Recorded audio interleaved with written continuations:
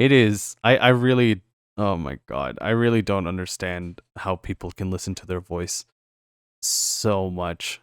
Even through like the nicest equipment, I can't imagine someone going back into a recording that they did, like be it for podcasts or video games or whatever, and suddenly they're just like, man, I sound really good. Like I can compliment people on like their respective voices, but like on my own voice, it's like, nah, I've listened to it too many times. I can't deal with this anymore.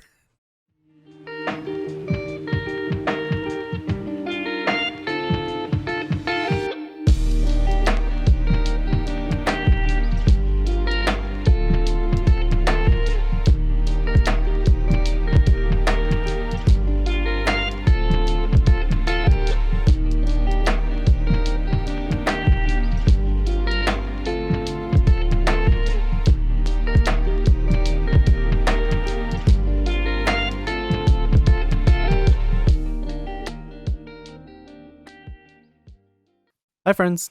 Welcome back to the InkGuild Podcast. My name is Dean, joined today by Alex and Gabe. Say hi, guys.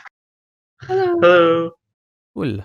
So, today we're going to be talking about our personal writing anxieties, which, given a broad topic, enables so many different things that worry us about, like our own stories, maybe stories from other people. But I think, given that nature, this might not be a traditional kind of list podcast like how we've done with writing tropes, writing pet peeves, where we would typically take turns doing it. I think more or less we'll just be hopping in on certain things, so bear with us on that. And I guess for future me, I hope you're having fun editing the timestamps. God, I am not having fun editing the timestamps. What are you talking about past me? But yeah, I think let's just get started right away. So I think for me, being a writer, especially a person of color writer, certainly puts a lot of weight on my shoulders.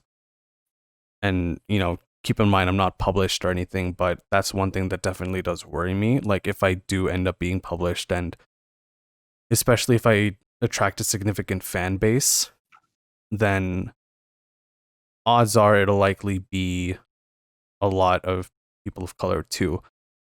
Because, I don't know if you guys know anything about Filipinos, but like the second we know of Filipino celebrity, we're like, oh my God, who is it? Who is it? Who is it?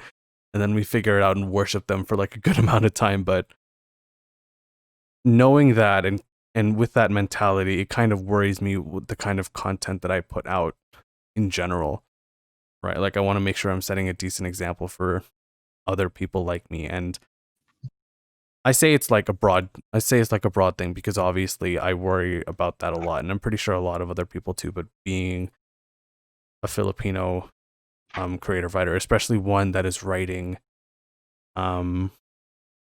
especially one that's working on a young adult fantasy about a same thing starring a half white, half black, basically person of color as the main protagonist, with a heavier focus on people of color in general, or at least how I'm wanting it to be. Like, I'm hoping that, or one of my biggest anxieties so far is just hoping it all works. Yeah. Yeah. It makes sense. Yeah. So I think other than that, like, I think another thing would definitely be like setting a good example, right? Because it's not just about everything that I'm putting out there, right? Like, or it all kind of ties into putting out good content, but at the same time, like, I'm hoping that the book that I put out, at least, or I guess I'm just gonna focus on the book because I don't want to like talk about videos and all that stuff right now. But like with the book, I've stated multiple times that I want it to be a good example for like for people like me right now, and for people that are, or that would be younger than me, because I've stated either on or off podcast that I really do want a lot more representation in my stories, and not just with Filipino characters and settings, because we don't have enough of that, but really, like, if we were to get a lot of that, or if I were to get a lot more of that, I would want Like I would want it to be best represented so that it inspires a lot of people. And if I'm not like if I can't set that example, then I guess that's just something that worries me too. Right? Yeah. Like it would I essentially be like, I probably wouldn't be the first kind of trailblazer in that regard, but like if I am, then that just puts even more worries on me, I guess. But yeah. A lot of the things you said, I think I also have anxieties about.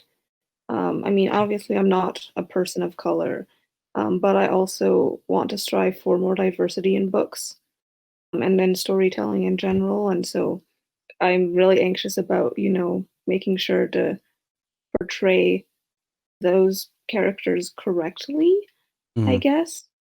Um, and I already forgot what the first thing you said was, but I had something to say about that too. Oh, Like, damn, yeah, I forgot about I forgot about the first thing I said too.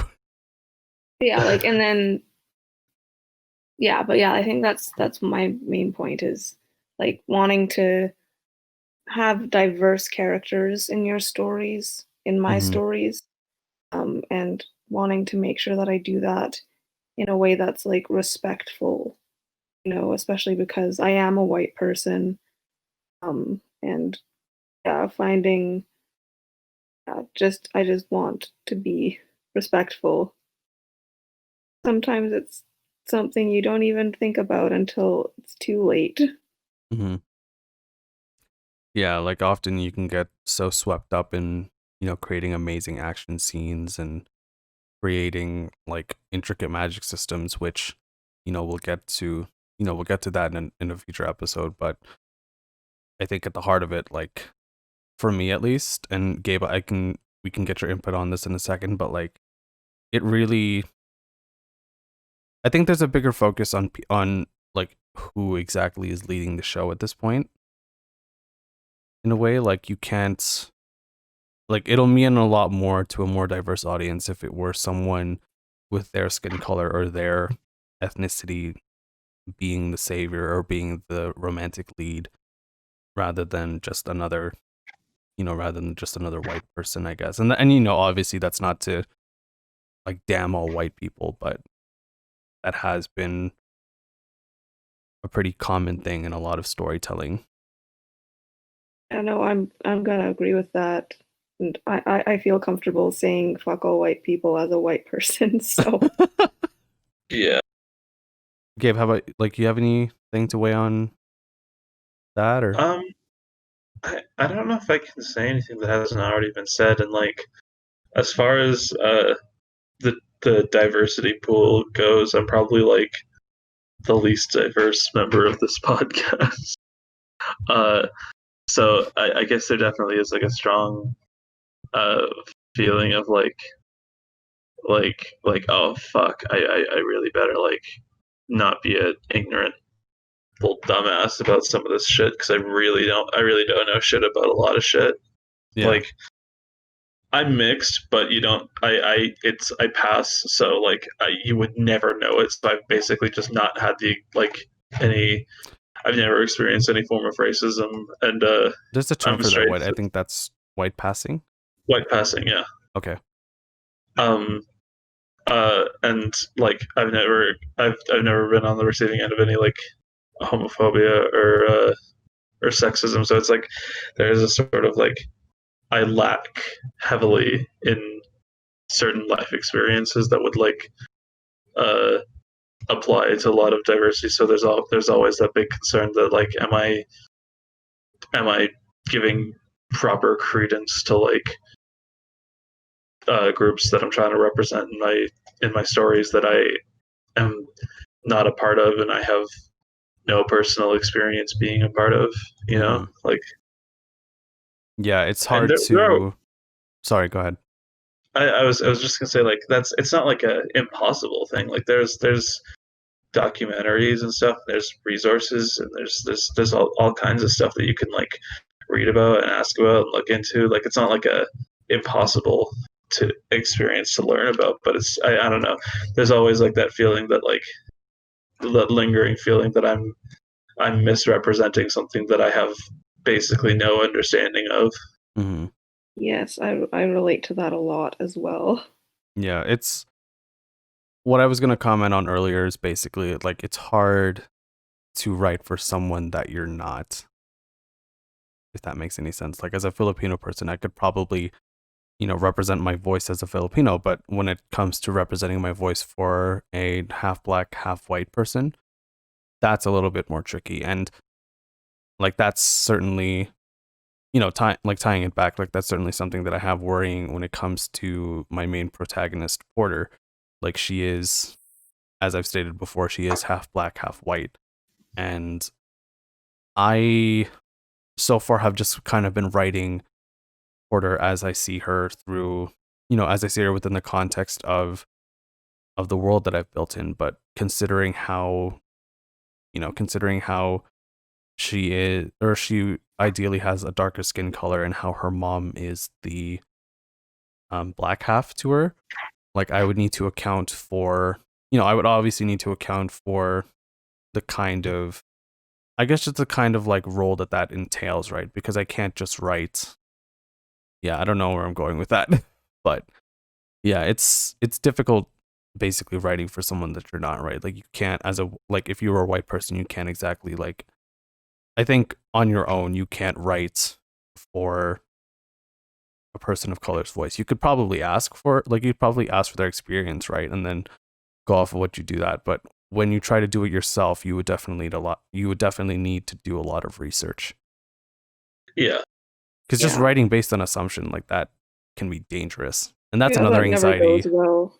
Yeah, that's an anxiety I have too, actually, like writing based on assumption. Like so back when I was writing mainly for friends, I didn't really account for, I guess, too much in terms of like, what to say and what not to say. And obviously I wasn't being like, I obviously wasn't like writing in terrible, hateful language, but I guess it's just because the stakes were so low at the time, I didn't really have to worry about it, because with, when writing for your friends, they're kind of like, "Oh, that's so cool," or something, and here's a cool story that, that their friend Dean wrote. Like that's probably something that they could have at least lied about and said that it was good, but because Zeno is is hopefully going to be my debut project and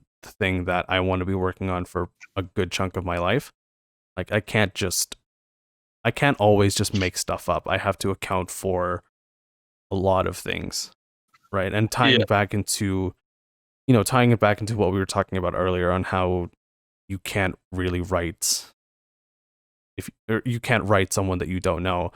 I have plenty of diverse characters of both skin color and gender identity.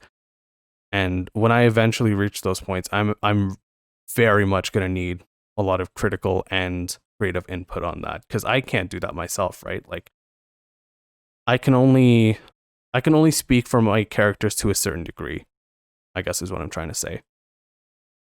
I think this is says something really interesting about how writing has changed in that I think it's become, I think with the need to diversify writing and the realization that people have come to that we need to have more diversity in writing, is that writing has started to become a lot more of a collaborative process, where it's not just one person writing something, it's one person writing something and then getting other people's input and editing and that kind of stuff. And it's really expanded beyond just one person being able to write something entirely by themselves. Mm-hmm. Yeah. I know it's a bit of a weird thing, but if you look at the journalism industry, which is the program that I'm taking in high school or in university, there are so many different factors that go into a story before it's sent out. Like you have the initial reporter who sent it, you have the people whose voice is obviously the one telling the story. Then you have people fact checking it, you have people checking your copy, and then you have a few editors that would send it back to you before it initially goes to print or through online, just to make sure that there aren't any errors, everything is making sense. And I think especially with novel writing, I think that would probably be a process that I personally would be a lot more comfortable with. Like, I don't want to send something out that only one person has seen, basically. And like, what do you guys think on that? Or I'll ask for you guys' input in a second, but like, yeah, I don't want just a single editor and maybe 2-3 beta readers to like verify that the story is good. Like, I want a lot of people's input on it, because relying on such a small group would probably like unnerve me a bit. So when Xeno eventually does finish, I would want, obviously I would want your guys' creative input, or creative and critical input on it, but then, maybe consult some of my high school friends, and then maybe then get another freelance editor or something. But yeah, what do you guys think? Isn't there like a thing that's like a thing now where like people can get advanced copies of books and give their input and like an honest review of it before the book is released? Isn't that a thing? Like early access reading. Something like that? Yeah. I know there's like a bunch of like booktube people that participate in it. Mm-hmm. I know, but I can't verify that there are people who are willing to beta read, like across the internet. Like, you don't know them, but they'll read your story, right? But yeah, I think, like, since you're asking for input on that, I think I agree that it's important to have like a variety of readers in something before like the final version is released. Just because, again, if you're one person, you can only write from one perspective. yeah, So getting other people's opinions on people who can maybe relate to the perspective you're trying to write that isn't your perspective, I think that's really important. Yeah. mm-hmm. I was about to say, I think it's also important to recognize, like, as an author, like, you're going to make mistakes in regards to like diversity and stuff like that. And like, I think as long as you actually listen to the input of like people whose experiences you might not have, and you actually listen to their input, and you listen to like the advice of people who might know better than you, as in areas, like, you can improve. But I think it's important to like recognize and accept, like, you're going to fuck up in this area. And the best thing to do is to try to not continuously fuck up in the same way. Yeah. Yeah. Okay. I've been leading, I think, with a couple points already. Like, do you guys have one that you want to discuss? Like, Alex, how about you? Do you have one? Yeah, I think one of my biggest writing anxieties is feeling like I'm not gonna live up to expectations. Ooh. And like I can expand on this because I mean on this podcast alone, you guys, like, I've shared like some of my world building stuff with you guys, and you guys are always praising it. Mm-hmm. Or like another example is, Dean, you just put together this amazing playlist for my story, and it has all this like epic music to it, and it sounds like awesome. And I'm so afraid that my story isn't going to live up to these expectations that I feel like you guys have, of like based on my world building and based on this playlist of just how epic like the music is. It seems like yeah, that's one of my big anxieties, is feeling like I'm not going to live up to people's expectations based on things that people already know. I didn't realize my playlist was that counterintuitive. I'm sorry. It's still great. I love this. I've been listening to it on repeat, and it makes me really want to write. But I'm also just like, this song is so epic. I don't have any like epic battles planned, and now I feel like I need them. Mm-hmm. See, to add on to that, like, in my own way, I kind of have that own expectation too. Like, I have, like, in direct relation actually to writing to music, you guys know that I do that a lot. And with my series, with my overall like series for Xeno, I have scored the entire thing to a single song. And it worries me that the beats that I have per story, and especially in tune with the song, like, I am so worried personally that it's not all going to like it's not maybe I'm just not envisioning it as greatly as I have, but like, yeah, to ask more on that, Alex, like how on not meeting expectations, like, is it just it's obvious not just ours you're worried about, right? No. It's definitely people's in general. But it's like I have one memory of in creative writing class one year, I shared one of my stories, and one of the people in the class, like people seemed to like it for the most part, but one of the people in the class started speculating about where the story was gonna go, based on this one scene that I had shared. Um, and I was like, I could understand where he was coming from, but I was like, that's nowhere close to what I have planned. And then I start worrying that like my what I have planned isn't going to be as good as what people might imagine I have planned. Oh yeah. Like, oh man, I relate to that so much. Like when someone suggests a scene or a development or a beat basically that you didn't come up with before, and you're worried that like if this might save or ruin the story. Yeah. Gabe, how about you? Like, what do you think on meeting or not meeting expectations? Um, I I definitely feel that sometimes.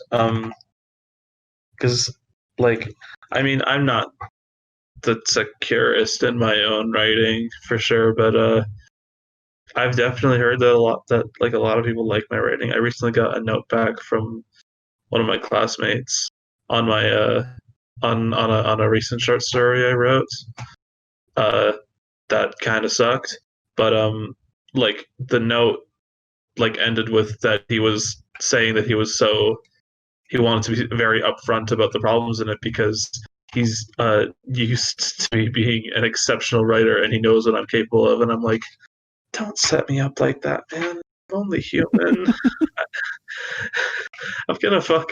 I'm gonna fuck up, and now it feels like my fuck ups are like so much more monumental because unbeknownst to me, I've created a standard for myself for other people with my writing.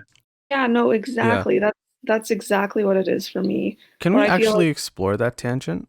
Or can we actually explore this? Because I think now that I'm kind of thinking about it, how we've all lifted each other up um in terms of like the content that we read from each other, like how has that changed? Or like how has that affected us? And I'll let Alex finish. I'm sorry I interrupted. yeah, I was just gonna say, like, kind of going on that is like like you guys and like people that I've shared my world building and stuff with have always been like, "Oh wow, your world building's so amazing," and that kind of stuff. And it's like, I mean, I appreciate my world building too because I've put so much time and effort into it, that I kind of hope that people appreciate it. But then I feel like actually this is something I've been struggling with in like storyboarding recently, is that I have the Diamond Dagger, which is set in this like high fantasy world, that I've done a lot of world building for. And like like when people were reading the first few chapters that I submitted in class, people seemed to really like the world that I was setting it in. And then I Mhm. started thinking about like my future plans for where I wanted the story to go. And I was like, well, I feel like it needs to be set in the same world because the world is what people seem to like about it. And so it makes me feel like insecure about wanting to dive into, like interplanetary travel in the same story, if that makes sense. Yeah. Um, and, different time periods and stuff. I'm like, is that going to be appealing to the same writers that like the Diamond Dagger or the same readers that like the Diamond Dagger, Mhm. you know? Gabe, how about you? Do you want to expand on what you were talking about with the comments that you were getting from class? Because I know a lot of people, me included, love your writing. Yeah. Well, I wrote a short story. Basically for those listening, in our creative writing class, we have a project Yeah. called the blind submission and editorial, project, and essentially the object of the project is to submit a 3-page long short story with no name on it, so no one knows it's you when you submit it. And I submitted a story that I wasn't totally happy with because I basically had written it the night before submission, and then when I got it back, I got back a lot of negative criticism on it, which I'm fine with. I'm not like someone who's a big baby. I hate negative criticism, but um, the thing that I got back the most when I told people that I was the one who wrote it, the biggest thing I got back was that was people telling me that they were so used to me being like such an exceptional writer, so that they wanted to be very upfront about these things, and I was like, and it kind of threw me off a little bit because I don't know, I was worried that I was letting people down by writing a story that I wasn't happy with. Mm-hmm. So it almost like I was totally fine with negative criticism, but once it became negative criticism mixed with like secondhand positive critiques for other pieces that weren't the pieces being criticized in that conversation, that's when it became like sort of weird in my brain.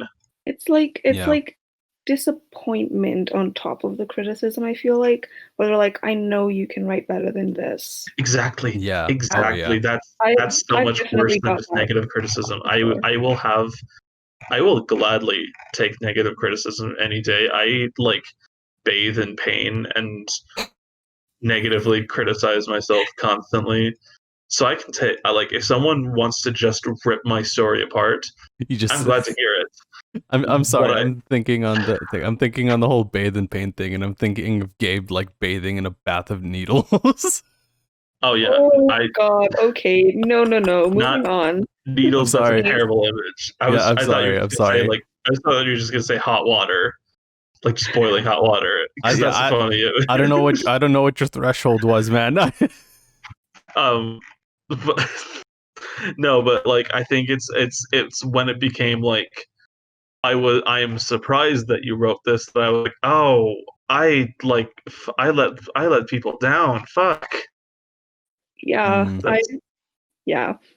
I've experienced that before as well. Like especially in that class, or like I've submitted because I'm gonna talk about like our prof specifically here for a minute, because I've had her twice, and so the first year I had her, she loved my blind submission. And my blind submission did really well in that class. And then the second year I had her, my blind submission did not do as well. And I felt like from Micheline and from the other people who had like read my other blind submission, I really felt like there was an air of disappointment around that. And it's just kind of like, I don't know what to tell you. Yeah. Oh my God. So for me, I think it goes in two different ways. Definitely receiving criticism is something that I've had to worry about.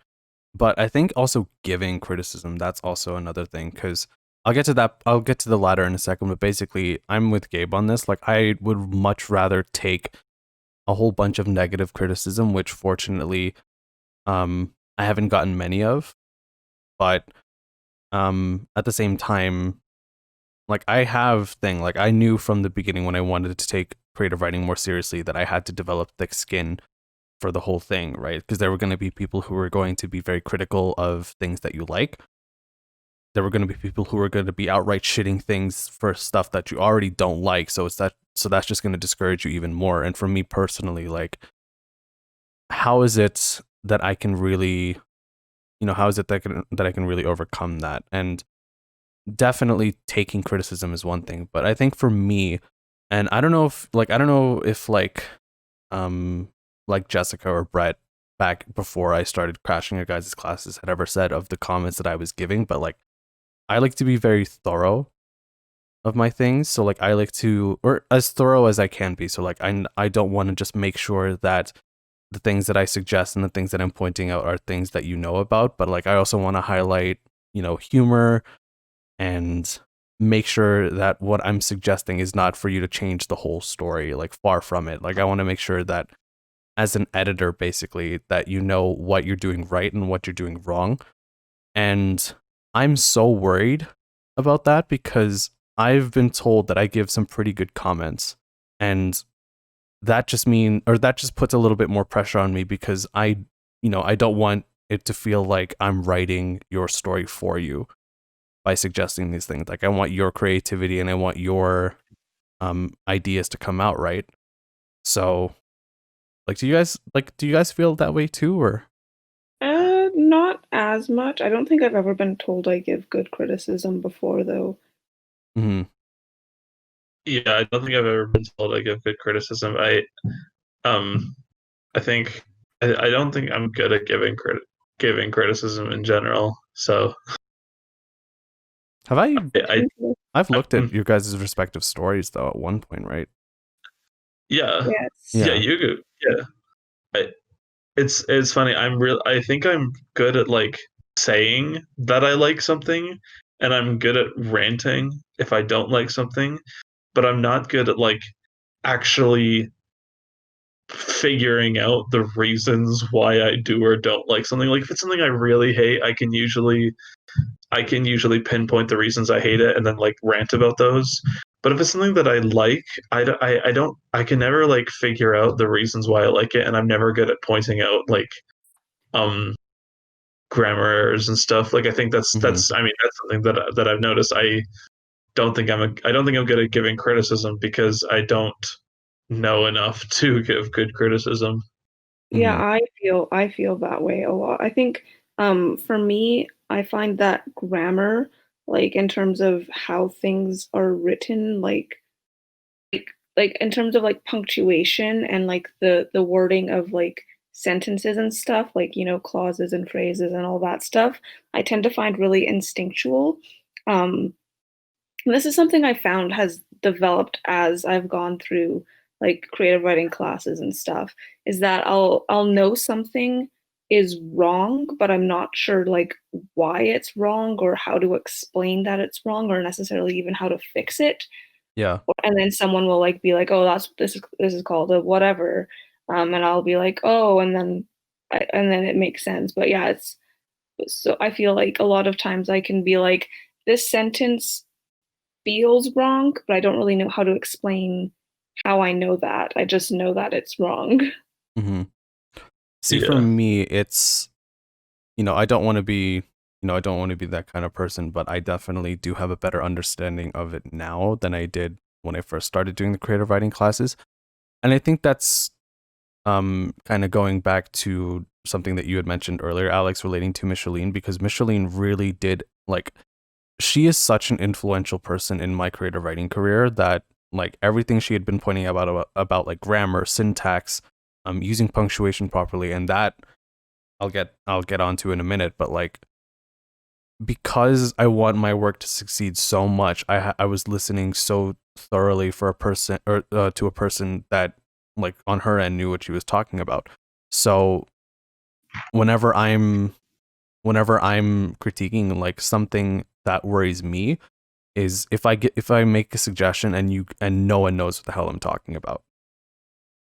Like that worries me greatly because I like you guys know me from listening to me for like how many episodes of the podcast right now, but there are some things that like whenever I speak, sometimes it's basically a coin toss. It's either I have a decent enough thought or I don't know what the fuck I'm talking about.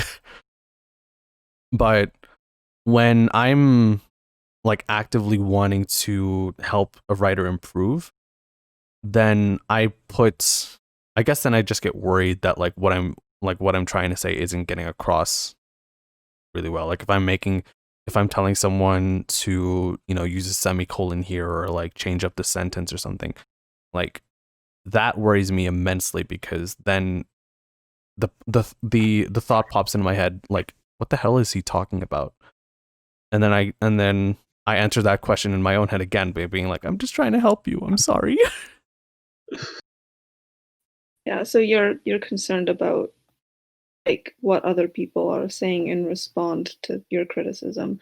I think Yeah. the thing is in that case though that most people are generally pretty good at asking for clarification if what you say doesn't make sense. Mm.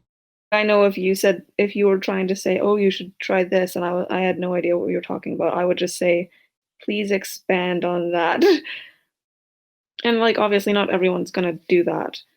Mm-hmm. I feel like in a creative writing class, when you're like you're there to get criticism on your story, most people are gonna be pretty good about being like asking for clarification if they need it. Mm-hmm. How Yeah. is Gabe, since you're in that class right now, actually, how is it in terms of giving critique? Um, it's definitely hard giving critique because I like I said, I don't really know what to give in terms of critique. I think the How about one everyone class else then? I was about to say, I think the one class that you joined in was like, I think, um, and you gave like comments on the some of the pieces that were workshopped in that class, and I think those were like the longest, the or not longest, but the most like in-depth criticisms that had been given. I think Oh wow. I don't want to like I don't want to not give credit to my classmates. Like some of my classmates have given a lot of really solid criticism, and Mm-hmm. I'm not like saying they haven't. I don't want to be a dick.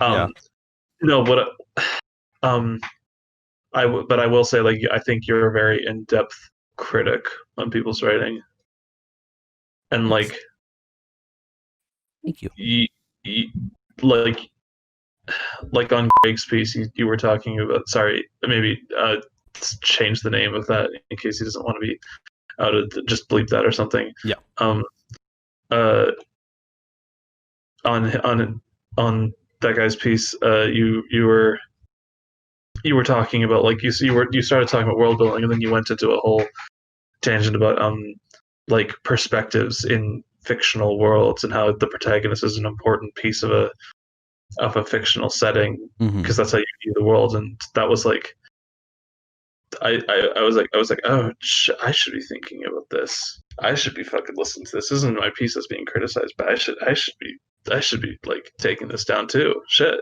Yeah. See, it's that kind of thing that actually worries me because in the moment I'm confident in what I'm saying, but then quite literally like 2 minutes later, I'm like, fuck, I was talking a lot. Like, I wouldn't blame him if he like zoned out at some point. Yeah, I think that's just I mean that's anxiety for you, but I Mm-hmm. think that's just like not being confident in like your own skills and your own abilities. Because the thing is, Dean, like when you're giving critiques in class, you always come across like you very much know what you're talking about. And I understand that that can be extremely like anxiety inducing as well. Oh yeah, very much Um, so. but like I think you're very well spoken and you offer some insights that a lot of other people don't Mm-hmm. necessarily offer. Like I remember, like I think one of the first times you crashed our class was when my story was being critiqued, and like you Yeah. started talking, and I was like, "Who the fuck is this dude?" But like, but then you like started saying things, and I was like, "Okay, but you have some interesting insights," and I really appreciated that as someone getting my story critiqued by you because you said a lot of interesting things that other people in the class hadn't thought about. Mm-hmm. See, like that's first of all, thank you guys. I appreciate that. And um I think what I wanted to touch on or what I wanted to tie into that actually is coming like so when I am giving off or so when I'm giving my critiques, it comes from a place of like really being passionate about the subject. And that's something that I want to discuss about. Like I worry sometimes that whenever I'm talking about something that I really care about, especially when it comes to creative writing, I'm going on way too long. Or I think maybe longer than it needs to be. Because I've definitely had that called out on me before. Like I've been accused of like monologuing too much. And, obviously, again, it's been how many episodes of the podcast so far? It's mostly just my voice, but like, um, it Here's worries me so much. Like whenever like I'm trying to be as helpful and being as objective as possible, but suddenly with the way that I speak and like how passionate I am about it, I think it worries me that it's coming off a little bit too strong, if that makes any sense. yeah, okay, let me jump on this for a minute. Because here's the thing. There are like certain people in classes that will go go through like every single little thing they've written on your sheet, right? Mhm. And they'll be like, oh, you used a comma here when you shouldn't have, and oh, you have an ing verb here when you shouldn't have, and like they'll just go through like every single thing like monotonously, and that I find is generally something that's like a bit of a waste of time. Like it's written on the sheet, I can see it when you hand it back to me, but if you're offering like something that you can't just write on the sheet, I think that then it's okay to talk for a while and go into depth to make sure that you're being understood. Mhm. This is like you guys have listened to me talk enough that you know that I tend to say, "Does that make sense?" Like, or if that makes sense, like that kind of stuff at the end of my sentences, and that's something I think I've kind of picked up from going to classes like that. Is it's if I say something I want to say, instead of going off on a rant just in case, or like not a rant, like instead of going off on like a ramble in out of fear that you don't understand what I'm saying, I'll just be like, does that make sense? Do you need me to expand on anything? Yeah. And that's a good way to just like check in, make sure your point is gotten across, and then move on. Mhm. You do, but I don't find that you tend to talk too much. But again, I also haven't been in like every single one of your classes, so but just in my experience, you tend to say just enough. Well, thank you again. I don't want this to just be like a whole episode touting my own anxieties and like you guys having to fix it though. But like, yeah, I think. Have you guys ever felt that way though? Like if you're talking about something you really care about, but you kind of feel, that you might be going on a little bit too much. Yeah, I sure Oh do. yeah. All the time.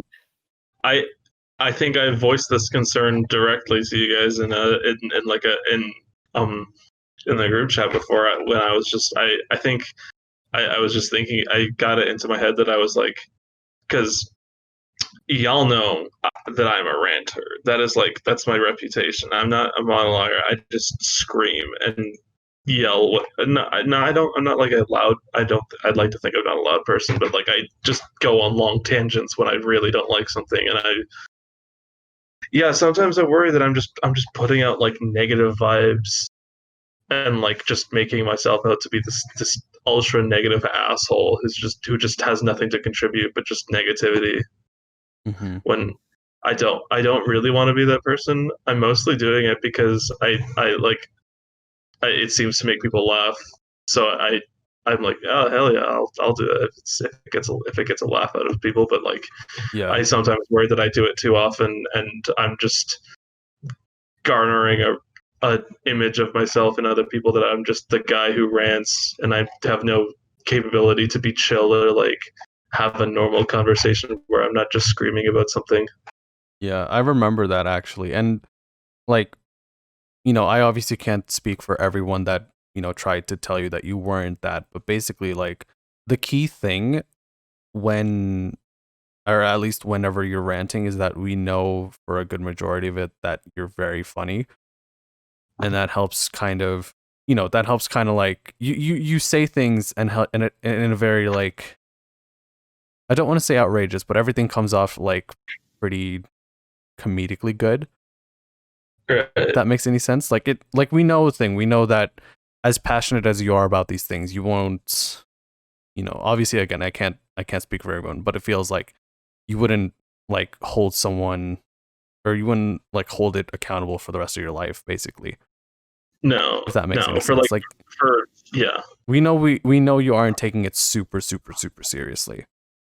there is basically nothing, just short of like human rights that you can disagree with me on that I will like actually hold against you. I can disagree with someone on literally just about everything and still like and not hold it against them. Yeah. And thing, like we like as friends, we know you, like we know how good of a person you are, but as a like for the rants, like I always find them hilarious. Okay. Yeah, they're very funny. Yeah. And that's the thing, right? Like if you weren't funny, then there would be a problem.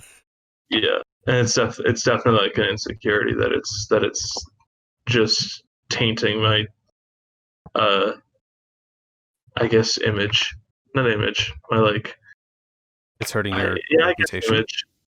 not reputation, just like, yeah, I guess image, just like how people, how like someone would, like if someone listening to this podcast would like, if someone in this listening to this podcast would imagine hanging out with me, sometimes it's like it's a fear of mine that they would imagine like that I'm just a screamy, yelly guy who is just a dick who just yells about everything and is just a loud YouTuber.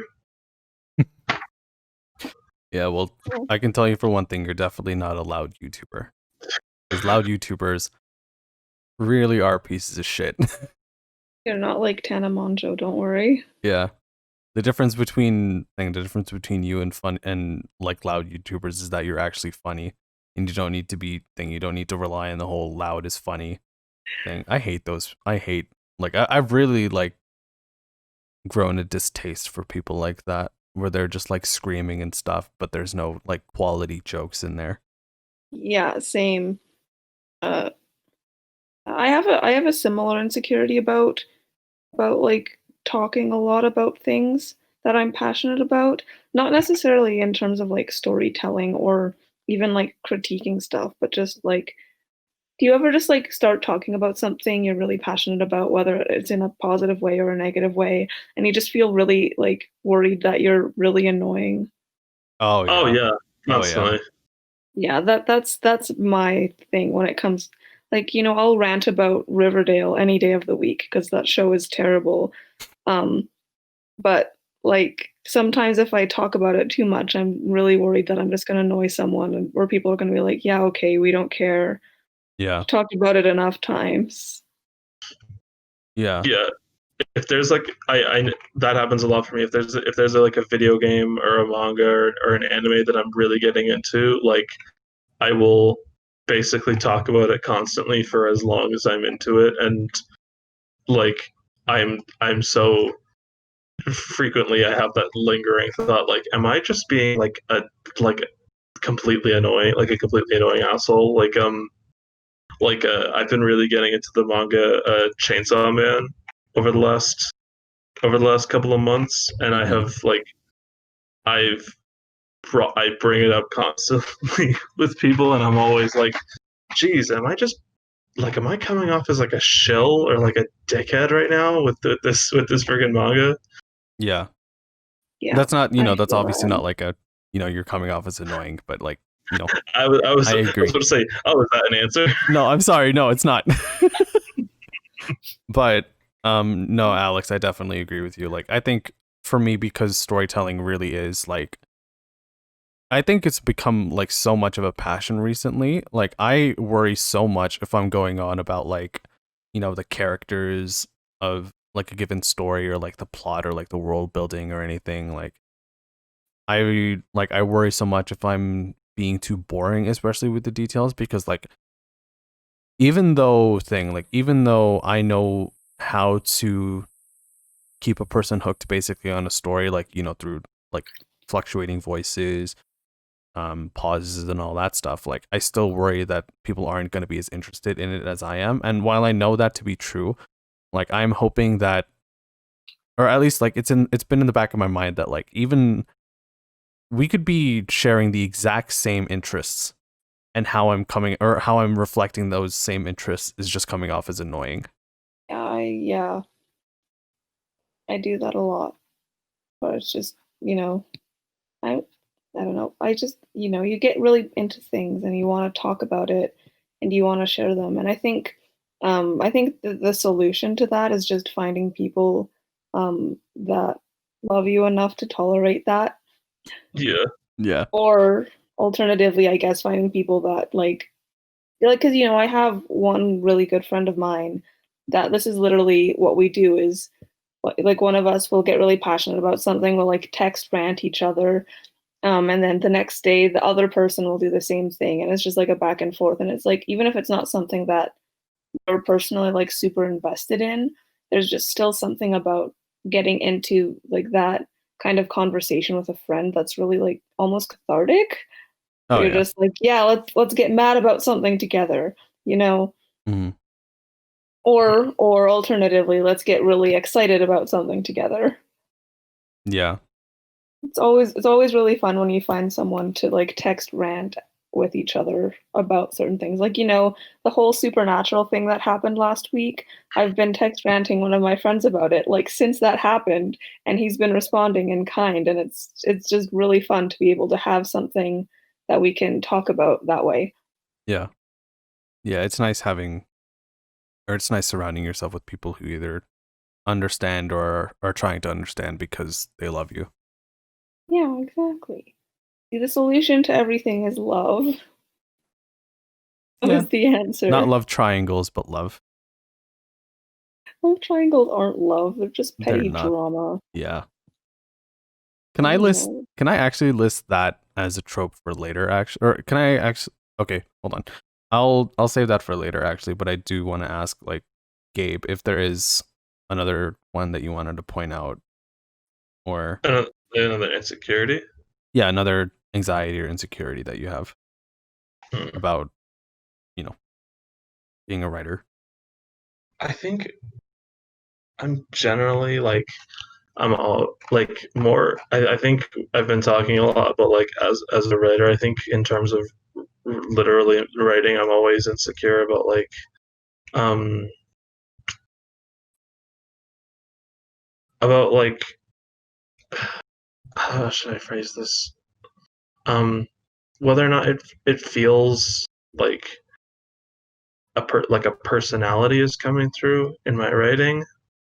Because that's something that I always think about, and I'm always working on, and like just thinking about whenever I'm reading other pieces of writing. Like my favorite of pretty much anything is always stuff where I can like just really feel a really raw personality shining through. Like my favorite movies are always Charlie Kaufman movies. My favorite video games are all like weird, obscure indie games. My favorite anime and manga are like Fire Punch and Chainsaw Man, which are just these completely batshit stories written by crazy people. Um, and I love them, but I don't know. Every time I'm writing, I'm always worried that I'm like It feels like you don't. not original. I guess Yeah. If that I'm your if thinking your of it. voice is distinct enough. Oh man, yeah. If my voice is distinct enough, and if like my world is distinct enough, or if I'm because I mean like there's that argument that like there's like only six actually original pieces of fiction, and everything else sort of stems from that, and I do agree with that. Like I think every piece of writing sort of you can feel the influences. Like I just mentioned, Chainsaw Man is like a super original thing, but when you're reading Chainsaw Man, you can totally feel that like Fujimoto read Devilman, and like his brain exploded, and he had to write something that was heavily inspired by Devilman, and um, like there's all sorts of stuff like that. Like everything stems from something else, and there's nothing that's like truly original. But I don't know. I'm always worried that like my writing is derivative, I guess, or if it's like it just feels like I'm leeching um of the stuff that I like. So the intended effect to like take like learn what I like and sort of apply what I've learned. But like, and I guess what I'm worried about is the effect that's having is just leeching. I agree with that 100%. I was actually going to bring that up actually. Like I am so insecure if my voice isn't coming through in my writing. Like to I guess Yeah. quickly elaborate on it. Like me writing a fantasy I've often as Gabe you were there when I was talking about I'll just bleep out the name, but Greg, like when I was talking about the perspective of the protagonist being the most critical one, like I am so over worried that that Porter's isn't that unique enough to be coming through. And not just Porter's, but I think every single character that I've ever written, especially the ones that have to be like the key figures. Like it's easy to write like a postcard story about, this guy singing or like, playing like playing the guitar on his porch, but like when it comes to a like world-saving protagonist, like I have been striving for that kind of unique identity for Porter at least, and it worries me every single day that I'm writing that book, or especially when I'm not writing it, that it's not coming through. I was gonna say I have like similar um anxiety about like all my characters sounding like they have the same voice. If I Mm, look at Adahe and then I look at like May and I look at Alice, I'm like, are they all distinct enough from each other? Hmm. hmm Is one of my big concerns. I'm like personality wise, I'm like they're not similar at all. But I just don't know if I'm like skilled enough to change the way I write to like capture their voices, if that makes sense. Yeah. It's so hard once you found what you think is a voice and what's been so reliable for so long that suddenly like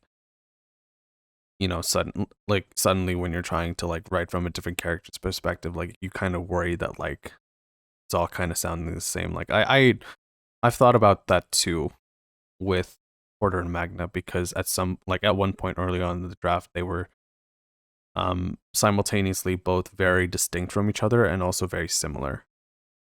And I wanted their differences to shine more, but that is something that I'm still working on doing. Yeah, and I think a big part of that anxiety for me comes from that's like criticism I see of a lot of like popular authors. Like for example, I see that people criticize Rick Riordan, I don't know how to pronounce his name. The guy who wrote Percy Jackson. People hmm criticize a lot of like him a lot for all of his protagonists, like all of his POV characters sounding too similar. Um Hmm. like hmm namely Percy and then Magnus from the Magnus Chase books. Like I see them being criticized as being too similar a lot. And he does have like a very distinct writing style, I think. Um, so like it's one of those things where like you can kind of understand like you want to keep like the appeal of your writing style, and also it's your writing style, that's how you write. But you also want to find the balance of like it being you and also it being your character, and making sure not all of your characters are the same. Yeah. Hmm. Like, to quickly go off of what Gabe said earlier about how there's only like 6 ways to tell a story. I agree with that, but what makes each of those 6 ways unique is your own creative voice, Yeah. Mm.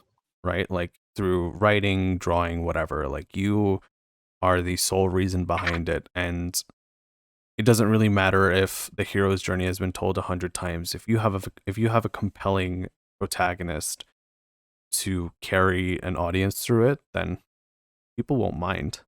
Like they'll know it's a hero's journey. They want to see that character, like they want to see that character carry the journey then, or they want to see that character live through the journey and go through the motions of it.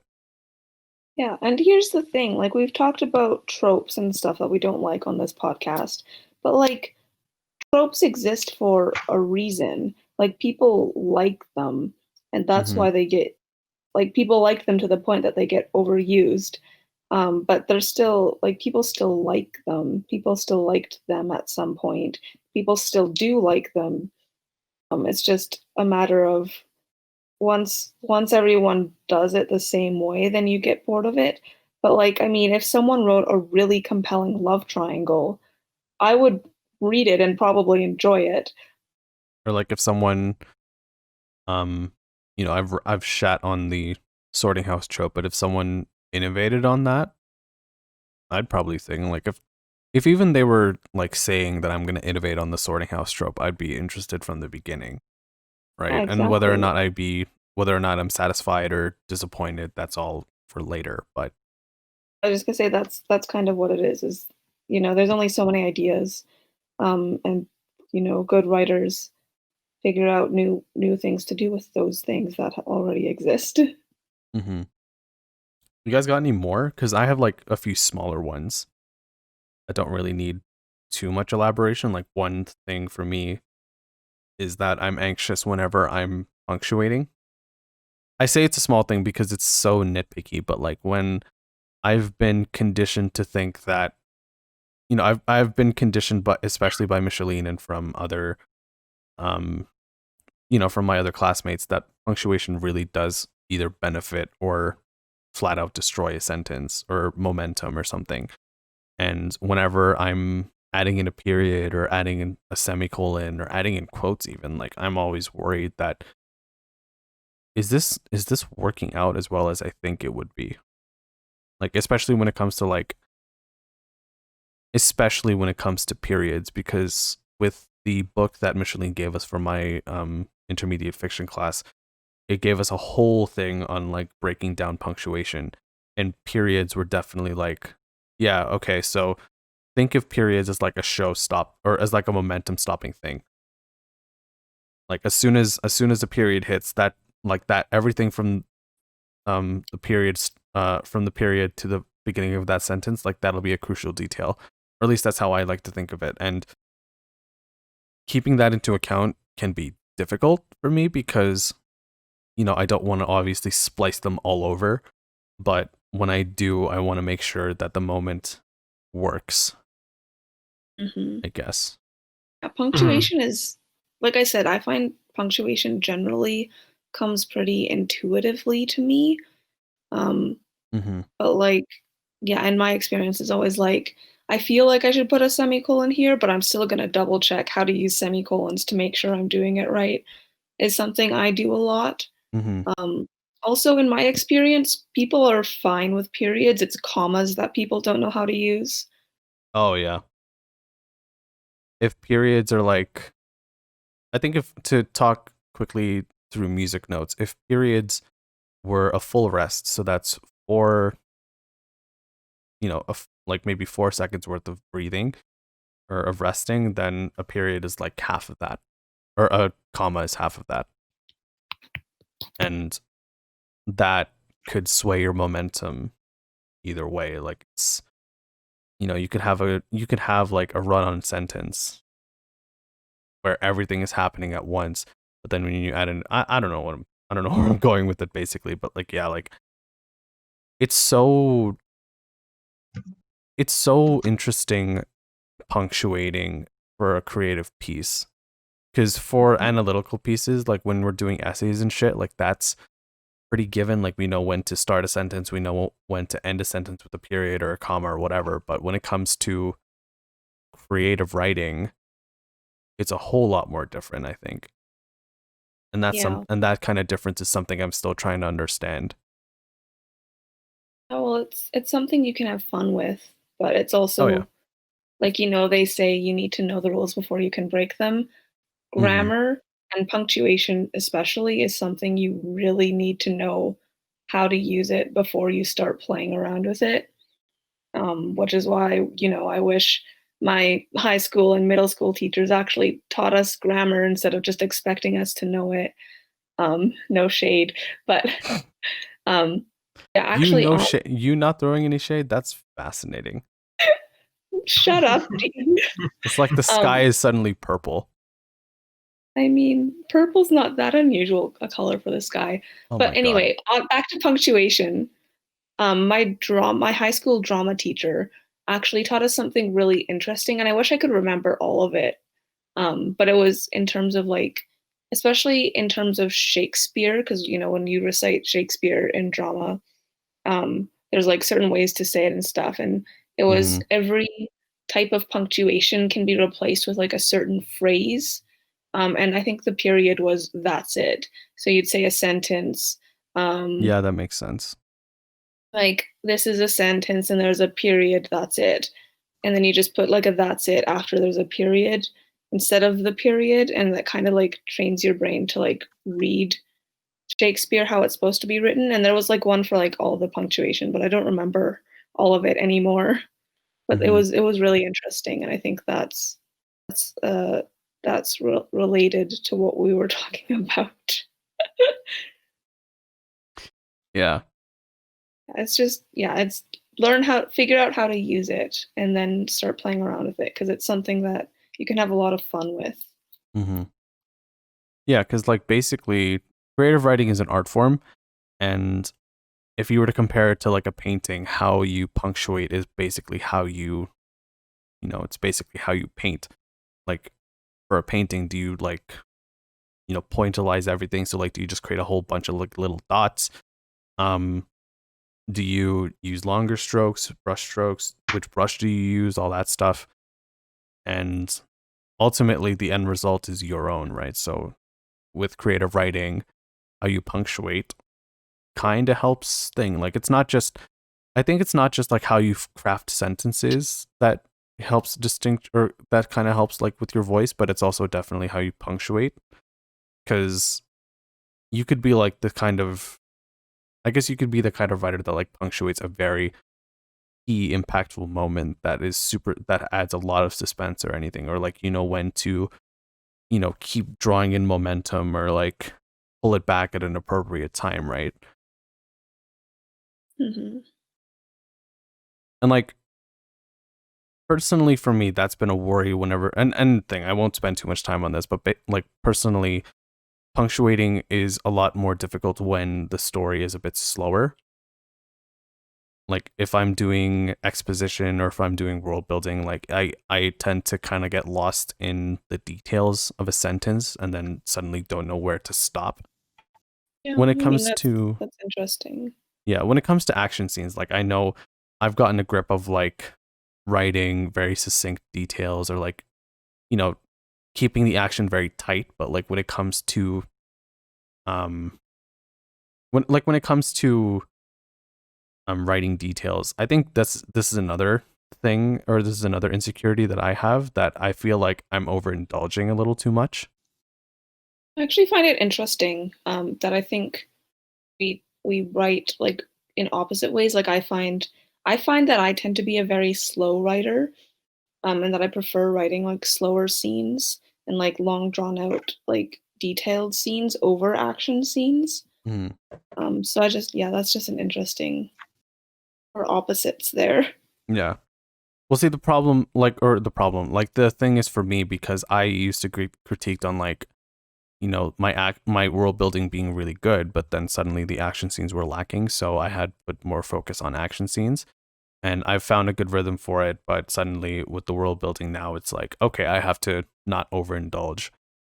And Gabe, if I could talk to you really quick about that, like when you're for your current thing, Lemon Heart, like how do you worry do you worry you're getting a little bit too lost in the details too, or?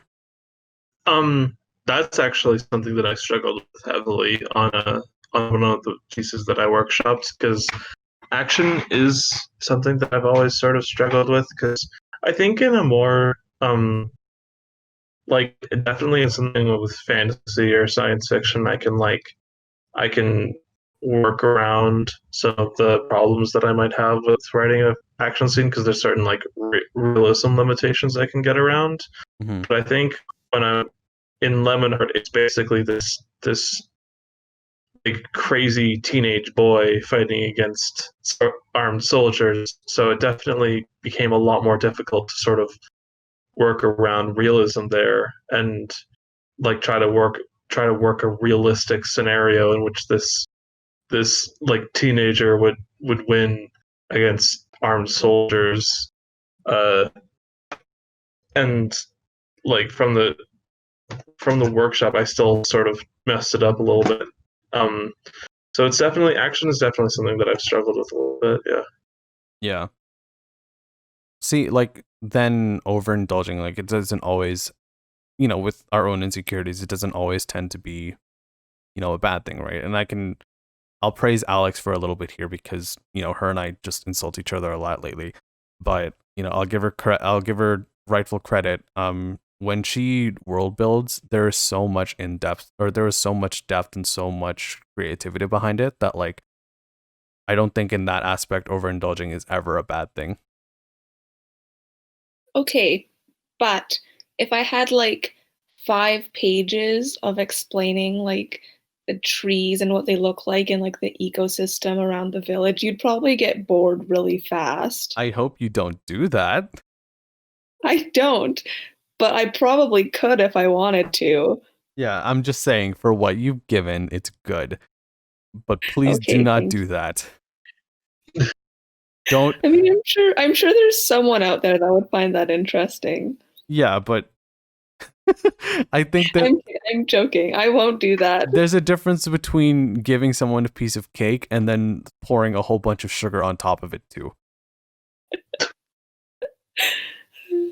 I'm just you definitely could, and you can make it hella interesting and like relating to what the character thinks of the tree or something. But if it's 5 fucking pages, Alex, I will say something. I'm gonna pull a Tolkien. Oh my god. Y'all remember how Stephen King is 1,000 pages long because he spends like 300 pages describing the town? Oh I've yeah. never read the Stephen King book, but I have heard things. I haven't finished one. I love Stephen King. I just don't love it. Yeah, I That's heard like there's like 300 pages too many at the end or something. there's a lot wrong with it. I like a lot of his other books, but that's one that I wouldn't recommend. And I sort of don't love how popular like Pennywise has become because I'm like, there's just so many other better Stephen King books. Why hasn't The Mist become this popular? Come on. See, it's funny you bring up Stephen King because for one of my final insecurities, I think I would be so worried if I was suddenly starting to get compared to other authors. And I mean that in the way that like I obviously appreciate that kind of recognition. Like that's something that you can kind of pinpoint my story towards, but my focus as a creative writer is to write my own unique story. And I would want thing. And I guess like I don't know really how if this is more of an insecurity or if it's just like whatever, but like if I would basically be peeved a little bit if all my fan base or all like my friends or family could be talking about in terms of my story is if it reminded them of this other character. Yeah, that's like a really common thing. I've heard lots of people say that. Yeah, like if they're comparing Porter to like some other badass female protagonist, like I appreciate that, but if that's all that Porter is to you, then that's something both wrong with me and wrong with you. Because first of all, it means that I need to definitely like I don't want to say originate, but like make Porter her own character a lot more, and that's just more work on my end, and it'd probably be really discouraging. But secondly, it would be like, damn, you really need to read a lot more stories. I've had people say things like that to me. Like for like one of my first creative writing courses that I took at university, it wasn't with Micheline, it was with another prof. But I wrote like a story that was kind of a horror story, which is probably shocking to both of you. It is very shocking. Knowing me.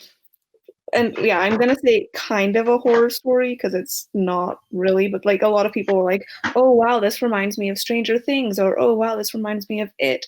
And then someone who was like sitting beside me like leaned over at some point, and I was like, "If someone is saying it reminds them of Stranger Things and It, that means they don't watch or read any other horror stuff because that's like they're gonna compare everything to those." Yeah. Gabe, were you gonna add anything on to that? Yeah, I definitely know that a lot of my horror writing has been like compared to Lovecraft's, and there's a part of me that's like, oh wow, that's flattering because Lovecraft is like one of my favorite writers, but then there's part of me that's also like, I kind of want to have my own image, and that's like a thing to work on then because I kind of want like as much as I like writing cosmic horror, I want to do that in a way that has its own voice and does not just make people think of someone else's cosmic horror. I want when people read my stories to think of my writing and not have their brains go to other things. And then, of course, there's another part of me in the back of my mind that says, what the hell did I write in my story that has made you think that I'm like Lovecraft? Do you know what that man is like? Yeah. I don't want to ever think. I feel like I would have a threshold when being compared to not Hatsune Miku. Mm-hmm. Oh my god. Oh yeah, okay. Just I honestly, if you're only just now tuning into our podcasts, if you don't already kind of suspect who not Hatsune Miku is, then honey, please don't go down that rabbit hole. It'll ruin your childhood. Or if your childhood's already ruined, then like you would understand why we are not naming her by name. Yeah. Yeah, kind of back on topic. I actually had a conversation with one of my friends recently about this. Like we kind of talked earlier about diversity in writing, Yeah. and I've kind of had like a bit of an insecurity of feeling like my voice is irrelevant because, you know, I'm another white girl writing fantasy stories, and how many white women like fantasy writers are there?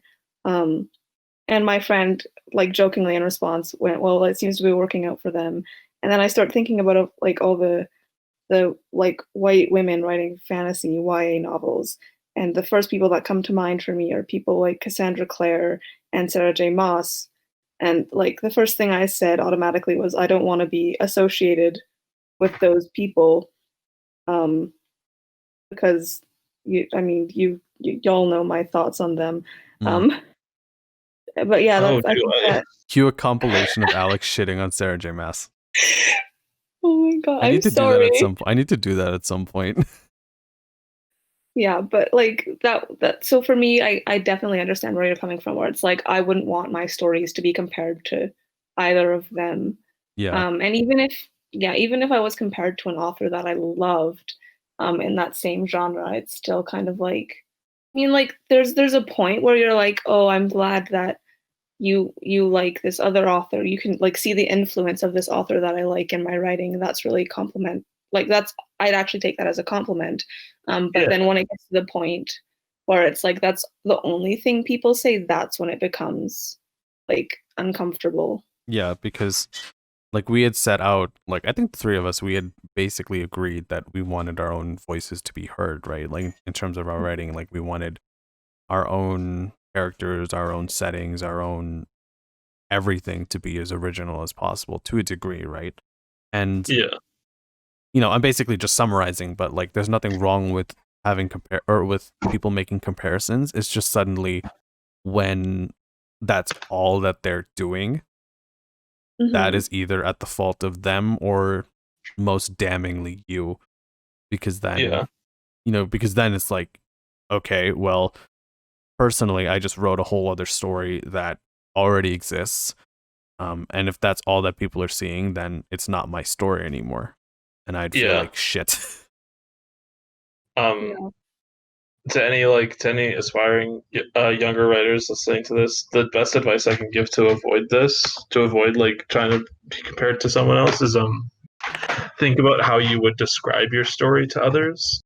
And if you ever say the if in your head, if you're in your imagined description to someone else, or if you're in your actual descriptions of your story to someone else, if you ever say the words, it's like blank plus blank, sit down and do some work.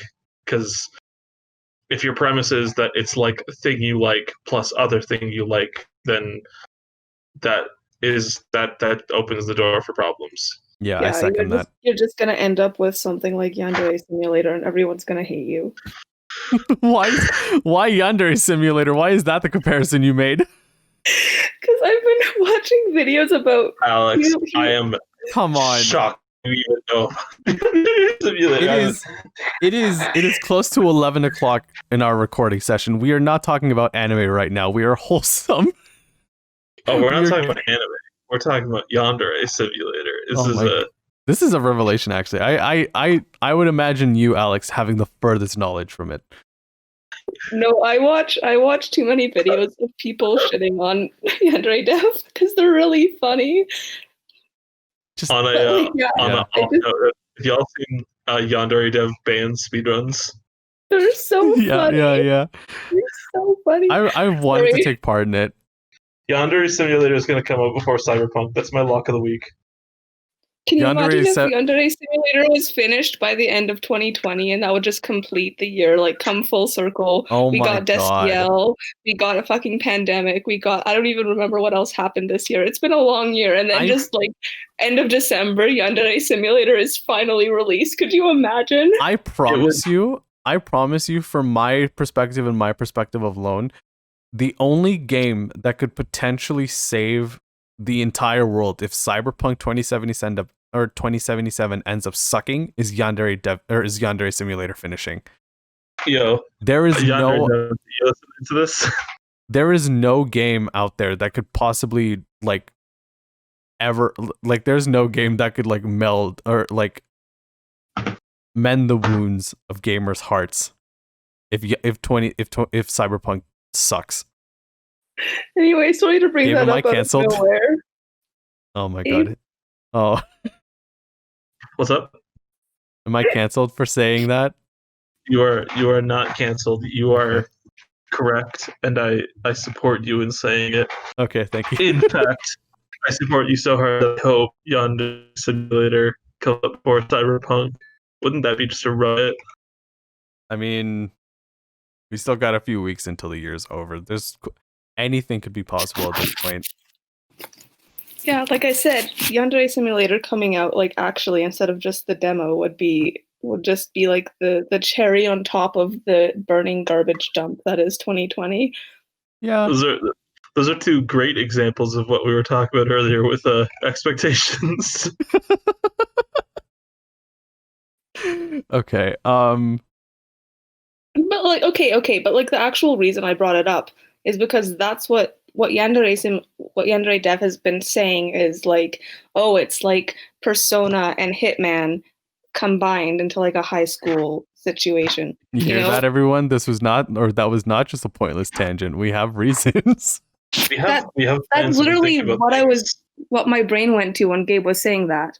So if you do compare your story like that, I agree. You need to think of a better way to describe your story, because if it's just two things that you like, it's gonna read as you trying to combine two things that you like in a really terrible fan fiction. Yeah, I had a friend in high school. I won't say his name. I don't believe he's listening to this, but I won't say his name anyway. And something that he frequently did was he would send me scripts, and ask me to sort of like look over them. And every time that he was like a film student, and I was just doing it because I was friends with him, but I really hated every single thing he sent me. And like a lot of the time it was because every single time he was like, hey man, I'm working on a new script, do you want to like give me notes on it? And I was like, sure. And he was like, okay, cool, it's like blah blah blah plus blah blah blah. And I was like, okay, send it, I guess. And then I read it and I was like, yep, this really sure is like blah blah blah plus blah blah blah. And then the worst part is this is not a tangent, this is like how this can affect like how you react to criticism, because when I would give him critiques on his writing, a lot of the time he would like defend it, which is, you will encounter that if you try to critique people's writing. You're always going to encounter people who like just can't take criticism and like want to defend it. Yeah. But what really bugged the shit out of me was that he would always defend it from the perspective of the other thing. Oh man. As if I was actually speaking on the thing that he was clearly inspired by and not his thing. Like, oh shit. For an example, that's like even worse than what I thought.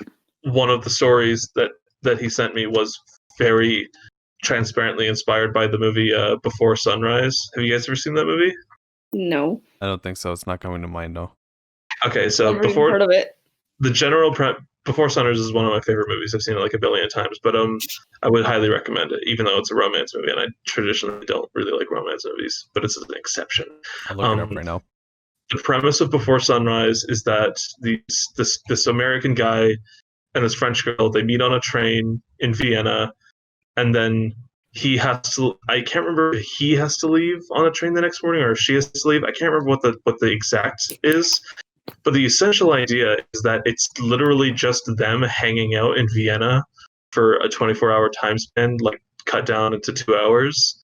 And it's not like a cheesy romance. It's not like a very plot heavy romance because it's basically just them chatting and hanging out for 2 hours. It's a very sweet movie.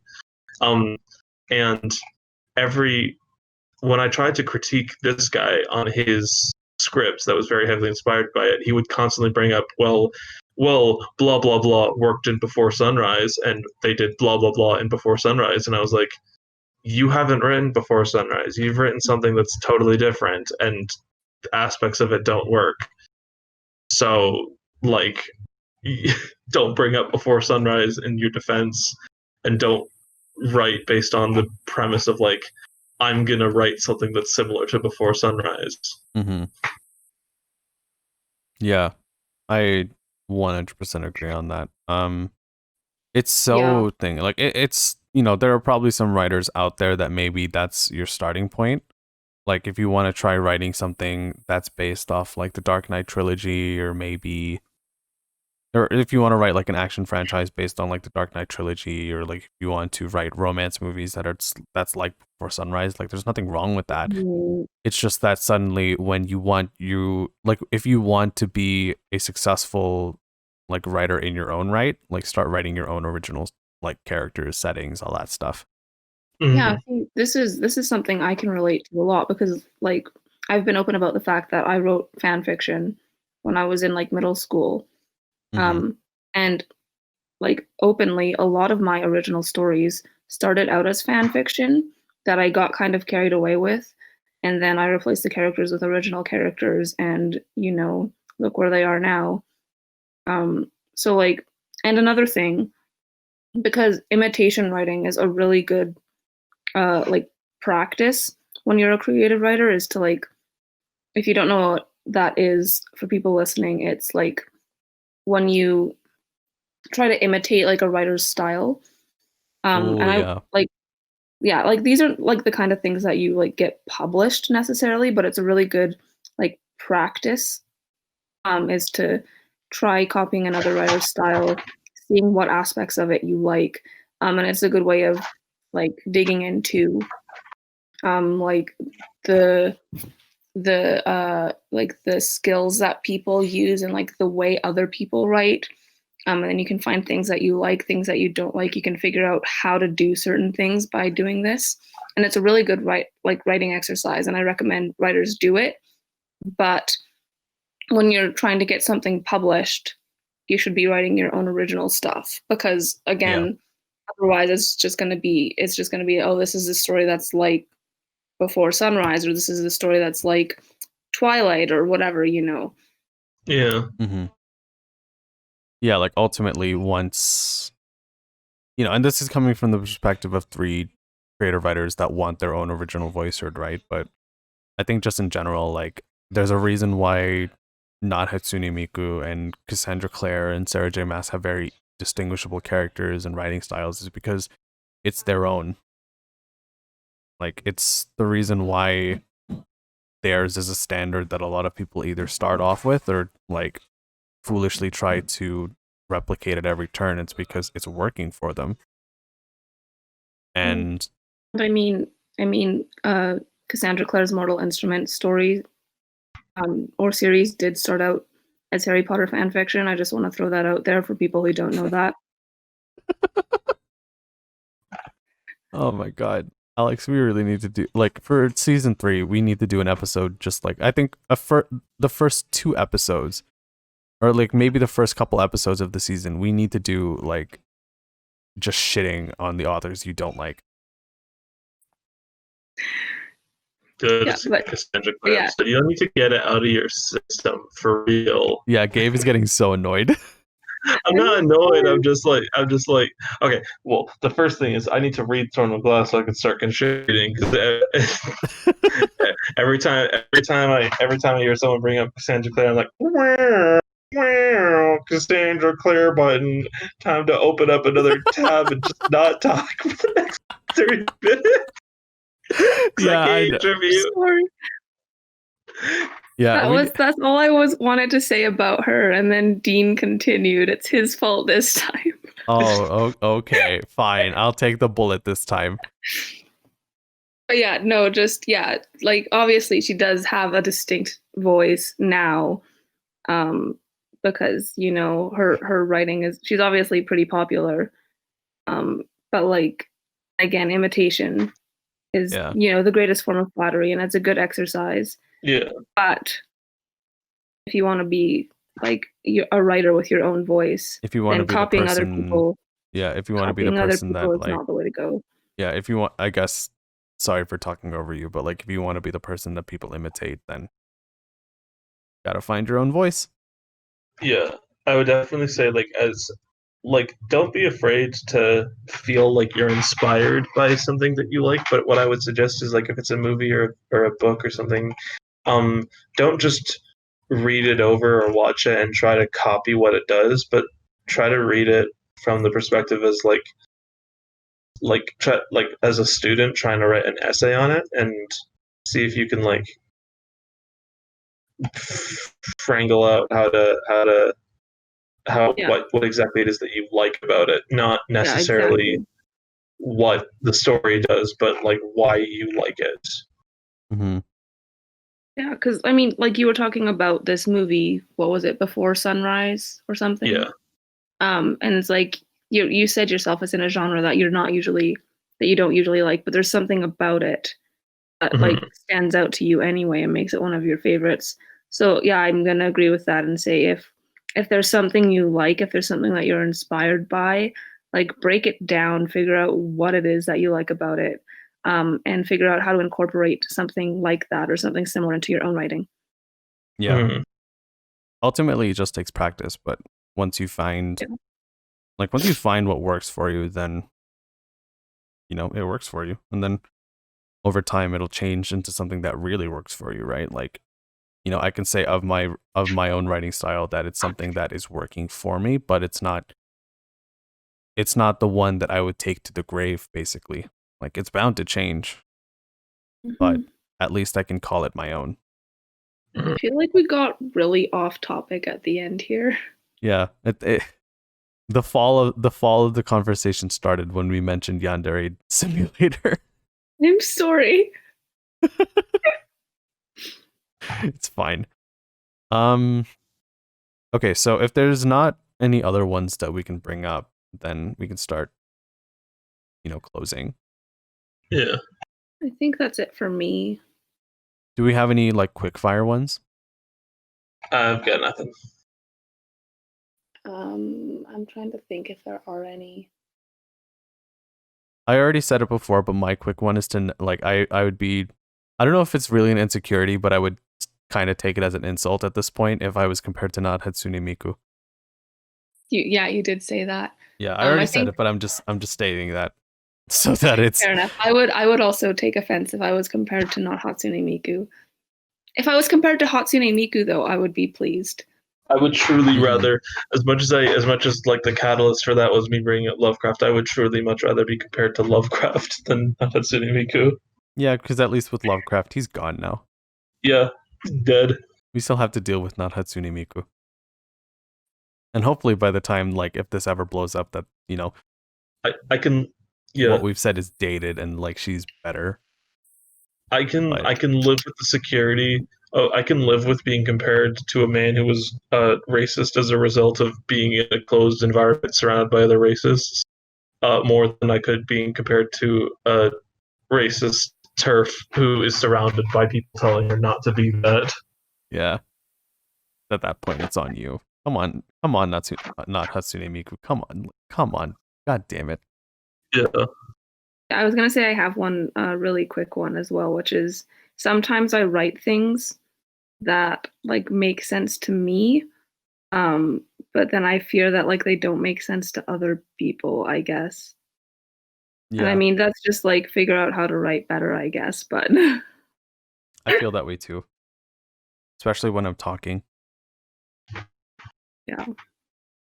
I think another quick fire one that I have is like really, really or I don't really know how small it is, but like my insecurity is my book cover. Mm. Because they always like don't judge a book by its cover, and here I am with a work in progress that isn't nearly finished yet, and thinking way too far into the future. It's like, man, I would really love a really nice book cover for my debut project, and if I don't have it, You I know, might just cry. they always say, like, the saying is, "Don't judge a book by its cover," but it's funny. I talked about this in our marketing episode. But like books, ironically enough, get judged by the cover more than literally anything else. Yeah. I mean, like we read a book in my fantasy class last year, and literally the only thing I could think the entire book honestly wasn't even that good. And I can say that without even having read it. Like the whole time, all I could think was, "Wow, the book cover. Whoever designed this cover should get fired because goddamn, it's ugly." Yeah. Yeah, like if I'll, you went in a bookstore, like a survey sheet, and you asked everyone like why they were buying the book that they were buying, I guarantee you, like 80% of people would say they liked the cover art. Then Mhm. like 10% would say that a friend recommended this specific book, or they liked the description on the back, and then yeah, that's why there wouldn't be anything else. Yeah. I mean, I literally bought like the new edition of Frank Hebert's Dune because it's pretty. I mean, it was a book I wanted to read anyway, but like just like the version of it I have is just so pretty, and that was why I bought it. But I mean, like for me, it's not like I don't buy a book because it has a pretty cover, but I am drawn to a book because it has a pretty cover. If it has like a really neat Yeah. cover, I'm more likely to pick it up than Mhm. if I saw Um. the book I was talking about earlier sitting on a bookshelf in a bookstore, I wouldn't pick it up because I thought the cover was really ugly. Yeah. Yeah. I was in a bookstore a month ago with a Georgia, and like there was this book that I saw in a science fiction section that I just picked up, and when I got home, I did not realize until I got home that it was the second book in a series that I have never heard of, and have no idea what the series even is. And Yeah. I was just like, oh yeah, the cover looks neat. I'll buy it. Oops. Yeah. Covers are a super fair thing, I think, to worry about and think about, because Yeah. like that's a major factor, I'd Mhm. say. Especially because Dean, you and I are very like artistic people. Like we both of us like draw a lot. Mhm. Gabe, I don't know if you draw as much. Do you? I draw sometimes. Yeah, but I think because we're very artistic people as well. Like I mean, I've literally designed covers for my books when I was little because when I was little, I thought that I could do that. But it's like Very ambitious, but I agree. even still, I have like these very specific like feelings and ideas of what I want the book cover to look like in my head, Mhm. and I'm just like, what if it doesn't look like that? You Yeah. know? Yeah. So yeah, I feel that one. Mhm. I've told you guys about the time I had a book cover commissioned for from a friend of mine, and as honored as I am to have that book cover, it's not I don't want to say like I'm entirely crapping on his work, because it is a very incredible book cover, but the thing is, like, over time, I don't know if my opinion on it being the book cover that sells or that people will be owning at home, I don't know if really that's the one I would want. Right. Hmm. And the whole basis on that is just because my opinion is going to be bound to change at some point. So Yeah, maybe exactly. it might end up being my final book cover, or maybe it doesn't, or maybe it's just, a way of like cementing one chapter in that book's legacy, I guess, if that's the Yeah. way to put it. Yeah, no, I was actually thinking about this earlier today, because I had like title inspiration last night, Mhm. um, for one of my series, and I was like starting to think about like the covers today. And so for like this book series, The Crown Upon My Head, I always pictured the book covers as very like watercolory, like Ooh. basically the aesthetic in my head is like watercolor and glitter. Um, But then when I was like picturing them with like the titles that I have chosen, like The Crown Upon My Head and the other two, I was just like, I feel like they're if these books ever do get published, they're gonna look like all the other YA political intrigue books with like the dark cover and like the like glimpse of someone's face, you know? Yeah. And, like now I just can't get that image out of my head, even though that's not what I want. Mm-hmm. So I'm gonna quickly touch on Sarah J. Maas for a second, but for the shit that we give Sorry, for her Gabe. content, I really am a fan of her book covers. Oh, really? I'm not. I personally, I think, I think especially with the recent covers for the A Court of Thorns and Roses series, like I think they were designed by a tattoo artist. I think if that's what I Oh, remember. what? Oh, I've Yeah. never seen this before. Okay, that looks really cool. Yeah, like those book covers, I think, like I really enjoy the presence or like the look of. But even then, like the person or like the original book covers themselves with with Farah from the nose down, like I really like those too.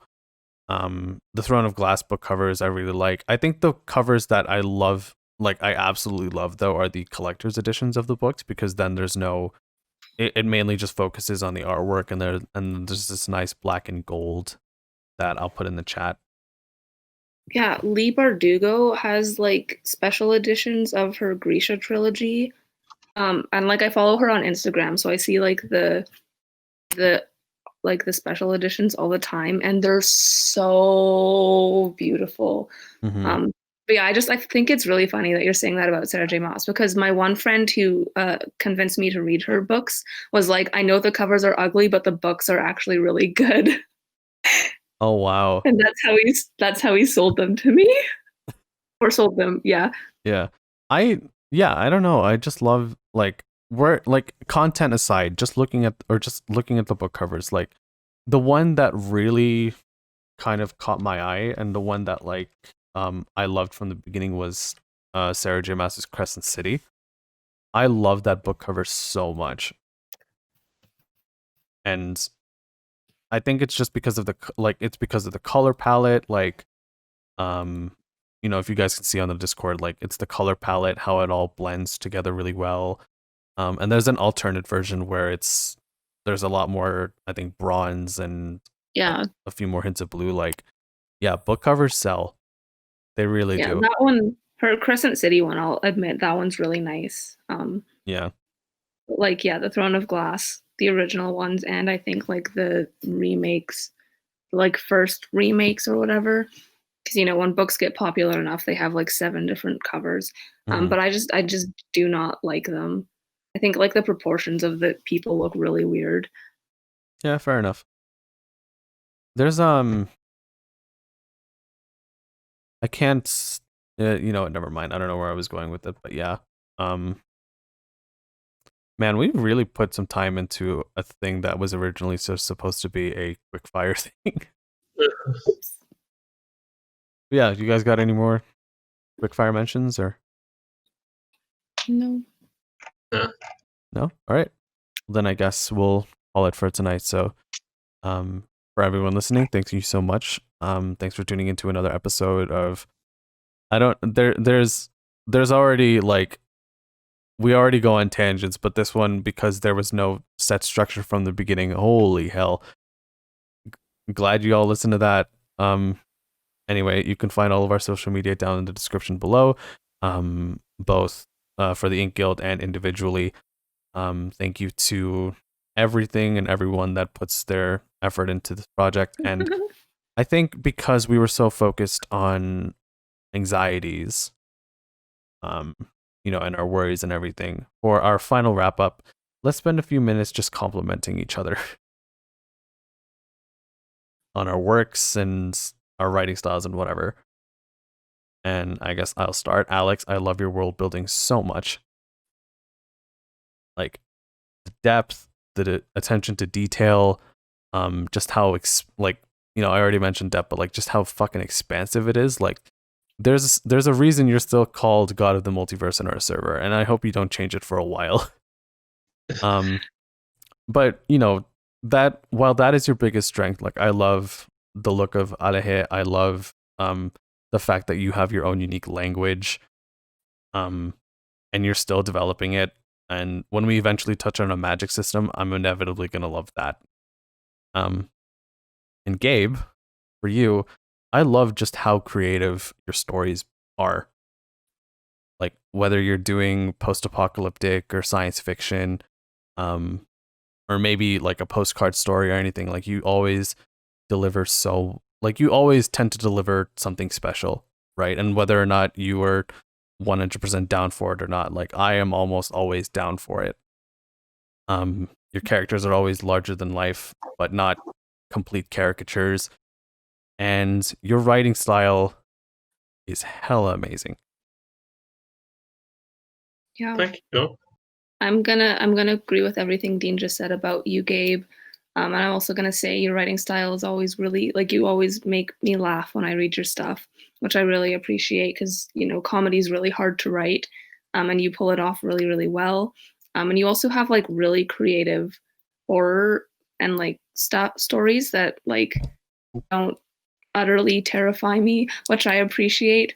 Like I remember that you wrote like that ice zombie one last year, right?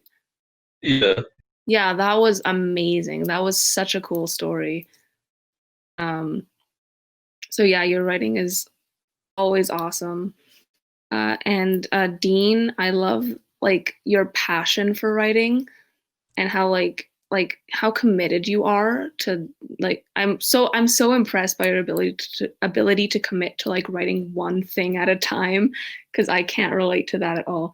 And I love how much like love you put into your characters and stuff. I think that's really incredible. Thank you. Yeah, I was just gonna echo that. I think it's very impressive that you've been writing Xeno for as long as you have, without like doing what I feel like Alex inevitably do, what we both inevitably do, which is like we'll work on a single project for like a couple months and then be like, ooh, I have an idea, and then completely abandon everything we've done to just do something else. So I've always found that very impressive about your commitment, and like you just care so much about writing, like, and that shows in your how, and not just like your own writing, but like how you approach other people's writing. You care so deeply about this as an art form. You have so and jumping on that, also how you approach the podcast, it really shows here as well. yeah. Thanks, guys. And Alex, like, bruh, your fucking world building, dog, blows my fucking mind. Oh yeah. Like, I still, and I've talked about this on the podcast, and I will still to this day talk about it because it is like the moment that blew my friggin' brain in half. Was I think it's like a couple years ago now. It was in a creative writing class, and we were workshopping like a first chapter in a story, in a fantasy story you were working on, and I was like, oh man, this is pretty cool. It's got cool world building and everything, and then like when we workshopped it in class, you busted out a frigging map of the solar system, and I wasn't literally, but I was figuratively knocked out of my chair because I just could not believe how much work and thought and detail you'd put into this world. It was just impressive to me. Aww. That solar system map is so outdated. I need to fix it. Just watch if for everyone's still listening, she'll like start dotting individual stars on top of updating the map. It'll quite literally be the most thorough cartography, or like what's the word? Like it'll be a very thorough cartography of a solar system that doesn't even actually exist. NASA is going to employ Alex as as a space cartographer, if that's even a fucking role. I need to actually start figuring things out like constellations and stuff. This is what I'm talking about. Oh my god. All right. First episode of season 3 is gonna be a follow up on Alex's world building. I'm like struggling on like cities and like building names, and you're like, okay. Yeah, I need to work on constellations. Okay, boys. All right, boys, the goggles are on. It's constellation time. Yeah, dude, like I'm even for my thing, even though I've been working on Xeno for how many years, I've only been focusing on a sole island, and here you are like defining a whole universe. Jesus. A solar system. That's a lot smaller than a universe. That's still bigger than a city. It's more than one planet. Exactly. Okay. I'll also say this about your world building. You're very humble about it. I'm like hiding my face, but you can't tell because we don't have cams on. Oh man. Okay. Actually, you know what? I think before we actually end this, I want to expand on the thing a little bit. So we've heard from each other, but let's take a couple minutes to kind of praise ourselves on what we know is really good. Or let's just take a minute to compliment ourselves. And for me, I appreciate that you guys are, I appreciate that you guys are highlighting my passion for writing, because it definitely is, if not already stated, the thing that I wanted to be since I was 8. And I think no matter what comes my way, whether if I have to take some time away, if something happens or anything like it, that is going to be the thing that I die doing.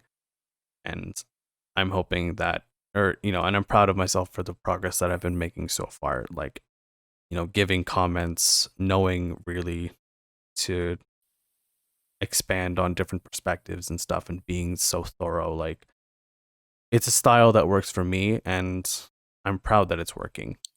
And I'm happy that it's working, because so many times I've been like worried that my characters and my plot or my anything isn't coming through, but at least now I can say that it's starting to, if nothing else. So, Alex, how about you? Compliment yourself. Oh, geez. Okay. Yeah, I think I tend to beat myself up a lot for having like too many characters and too many ideas and not enough focus. But I think I've been getting better at like being able to focus on like the like 2 to 5 stories that I really, really want to write. And like sitting down and getting my ideas out and forcing myself to actually write things down instead of just going, now I'll remember it. And for like, I've been working a lot at plotting out Diamond Dagger and Crown Upon My Head recently, and really like just getting everything down. And so I think I'm proud of myself for being able to focus on like the actual story elements for once. All right, Gabe, you're up. Oof. I guess okay. Think that there's the thing that I'm not really insecure about, that I know I do decently, is characters. That is something that I'm fairly confident is making characters that pop out. Yeah. Come on, there has to be more than that. I'm trying, man. I'm thinking. I've been thinking since you brought it up. I'm thinking. I don't know. I'm good at making titles. Yes. You have There we good go. comedic timing. Yeah. You just honestly, understand. like You I understand literally comedy. said this already, but your stories are so funny, and I'm like so impressed because I do not know how to write comedy at all. Yeah. Well, there you go. All right. Well, then I guess with all that being said, thanks everyone again for listening in. This has been episode 21 of the InkGuild Podcast, and yeah, it's been something pretty special still. So thanks for keeping up to the 2 or 3 people and Alex's mom, I guess. Yeah. That's a wrap for us. Have a good night, everybody. Subscribe to Yandere Dev. Do not. Or do. I mean, it's a free country. Or it's a free set of countries wherever you're listening. I mean, I don't know if you'd be necessarily happy Support by Yandere Patreon. So you can spend your money on a third Nintendo Switch instead of finishing the game. All right, that's the ultimate wisdom that we have for this episode. Support Yandere Dev. Go on and do it. Good night. Night, everybody.